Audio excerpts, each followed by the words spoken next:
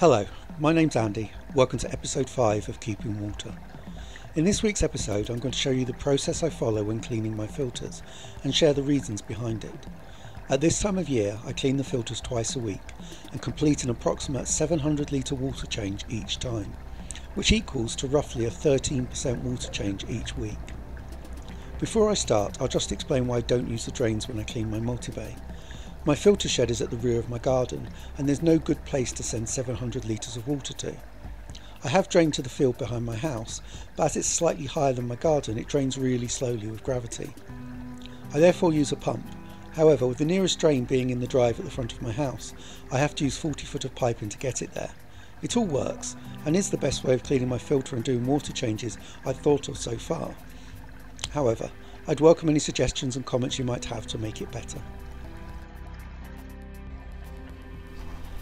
I start by laying out the first half of the pipe from the drain to the back garden. I'd like to have a more permanent solution using rigid pipe behind all the garage rubbish, but this does the job. There's also two high-tech additions here. One, an Xmas tree stand to hold it still by the drain, as I'm worried about sharing dirty water all over my neighbour's car, and two, using the window to hold it still at the other end.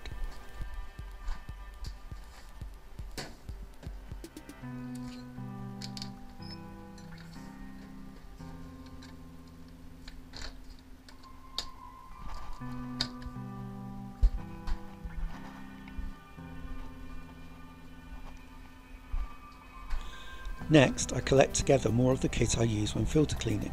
A large tub to gather solid waste, a mat as pebbles are uncomfortable and my ageing knees complain, long gloves, a brush and a bucket.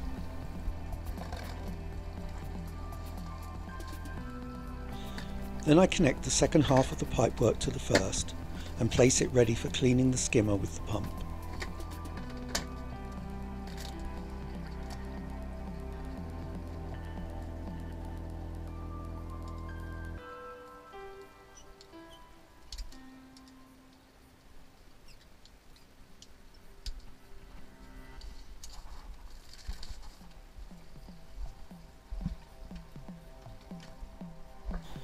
Time to get the pump. I swap it out of the CCTV plug and then carry it round to the skimmer. I keep it in a bucket just to collect the water it inevitably loses between usage.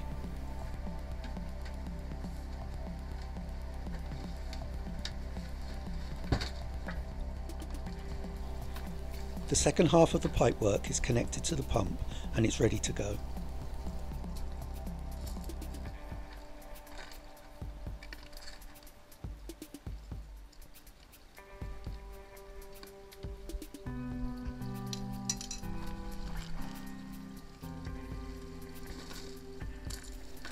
After taking the lid off the skimmer, all I need to do then is put the gloves on and I can start cleaning.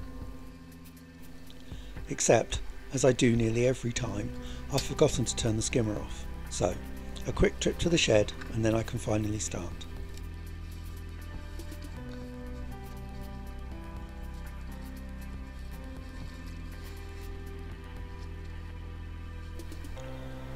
I start cleaning the skimmer by first closing the rear door and then removing pebbles that I've knocked into it.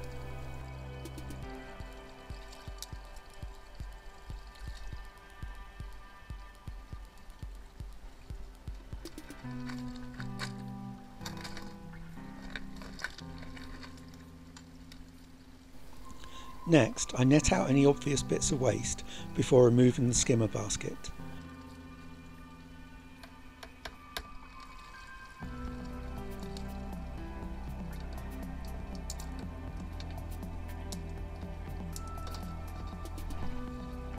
Then I use the brush to remove any waste stuck on the sides of the skimmer, in the weird door or trapped behind the pump.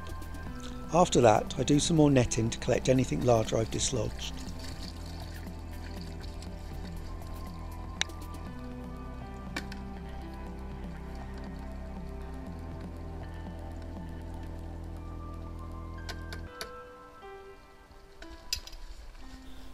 Time for the pump.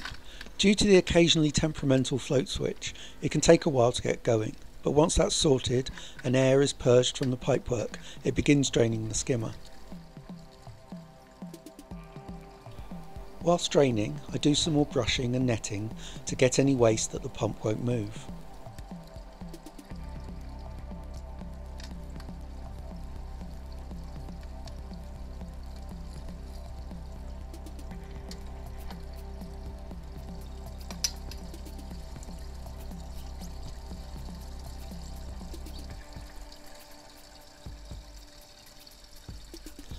I open the weird door to let some more water in, and then do some final cleaning and pebble removal. I want to be sure I've got as much dirt and waste out as possible before turning the pump back on. I drain the water again and do a final check for dirt and frogs that enjoy living and hiding in the skimmer.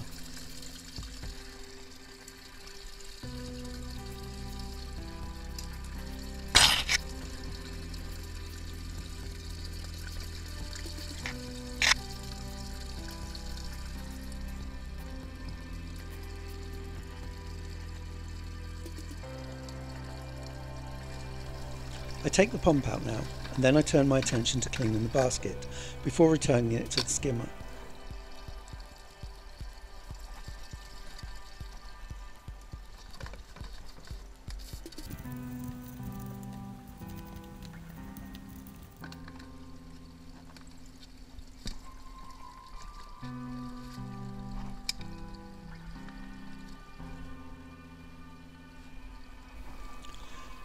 Next, I open the weird door and then put the lid back on.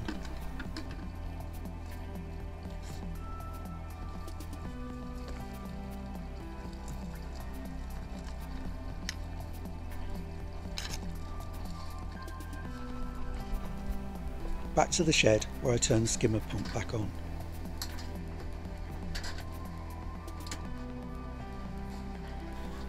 Time now to start the multi-bay. Lid off, and then I get the bin I use to hold media and brushes during cleaning.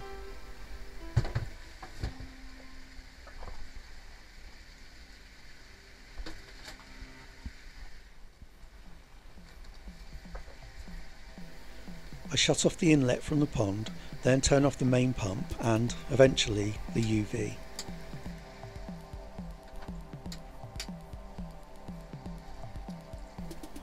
With the brush, I dislodge any waste that's collected at the bottom of the vortex to make it easier for the pump to remove. I wash each of the brushes in turn in the vortex chamber before placing them in the bin.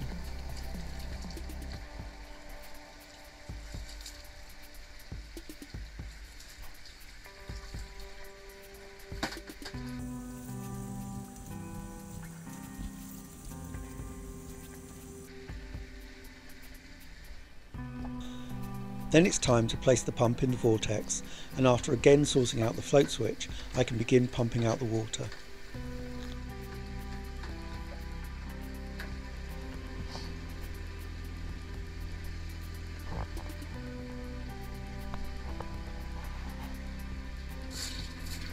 While it's draining, I do some miscellaneous cleaning.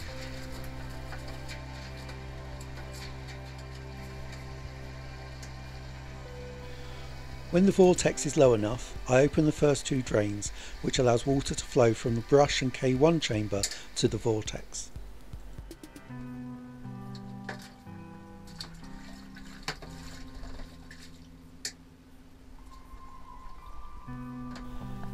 As the first two chambers are draining, I give the brush tray a clean and then try to remove any waste sticking to the sides of the vortex.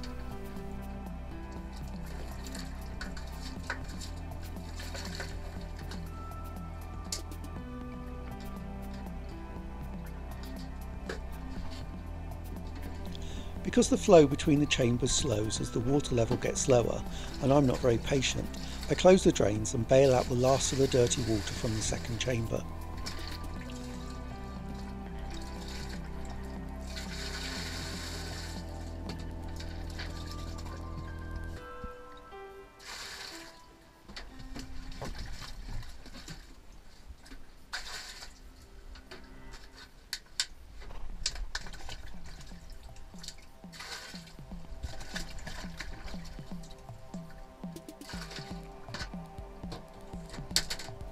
Then the brushes can go back, making space for the next media to clean.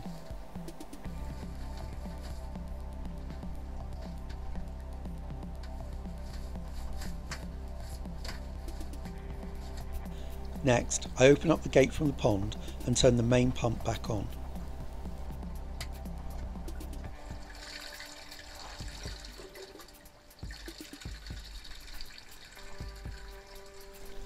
I can then begin cleaning the Japanese matting in the vortex chamber. I leave both the main pump and cleaning pump on, which allows a flow of clean water in and dirty water out, while I clean the matting. The matting I then place in the bin, which is half full of pond water.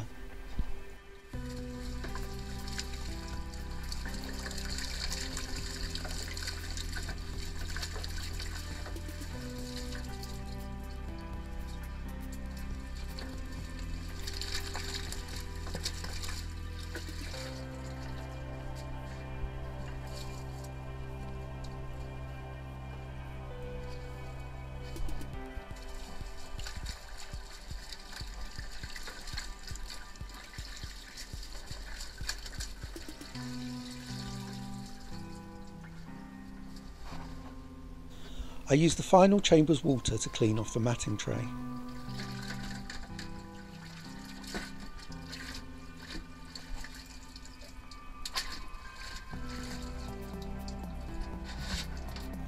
Next, I open up the third and first drain to allow the water from the third chamber to flow to the vortex, where I can pump it out from. As you might see, a lot of K1 ends up in the third chamber from the second, but more on that in a bit.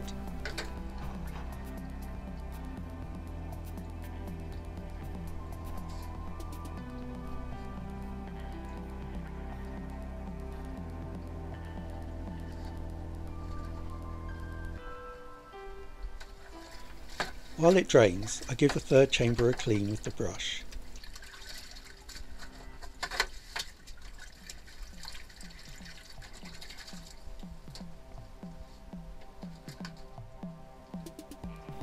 Again, as the water lowers and the flow slows between the chambers, I bail out the last of the dirty water and once complete, return the tray.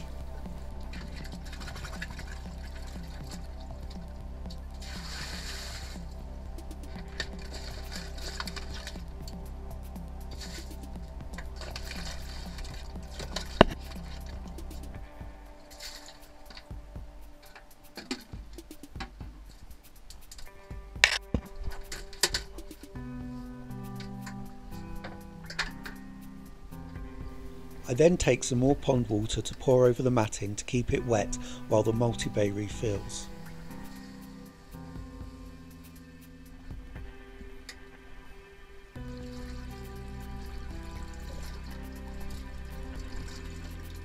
While it refills, I net out the K1 that has travelled from the third chamber to the vortex and return it into the second.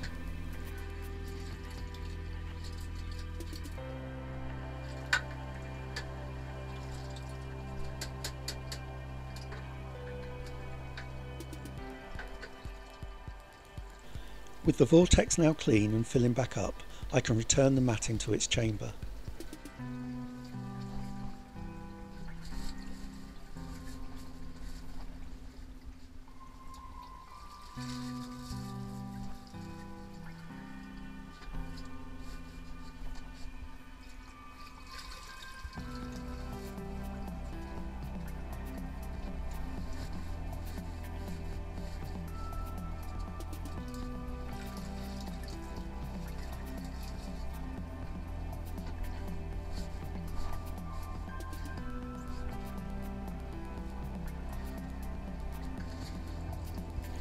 Next, I turn back on the air pump and the UV.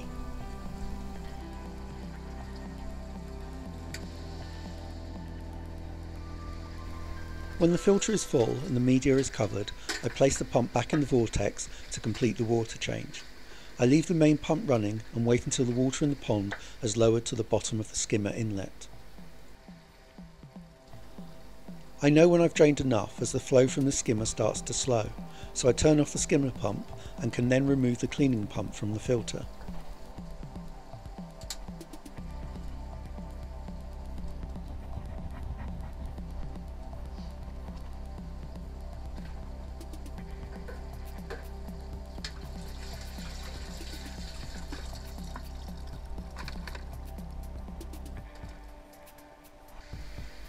The filter clean and water change complete, I can replace the lid and move on to topping up the pond.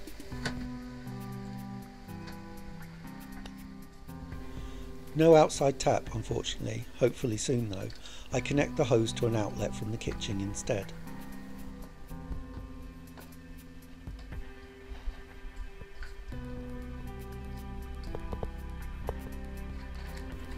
With the tap water running, I then add a prepared solution of sodium thiosulfate to neutralise the chlorine in the water.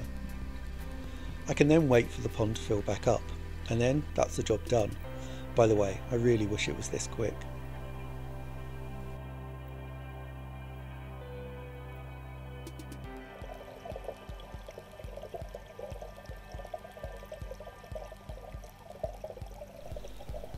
Thank you so much for watching this episode of Keeping Water. Please feel free to leave comments, suggestions and questions in the comment section below. If you like this video, please like, and if you want to see more, please subscribe. In next week's video, I'm going to be looking at how I feed my fish, the type of food I give, and some of the problems I have to overcome. Many thanks again for watching, and I'll see you next time.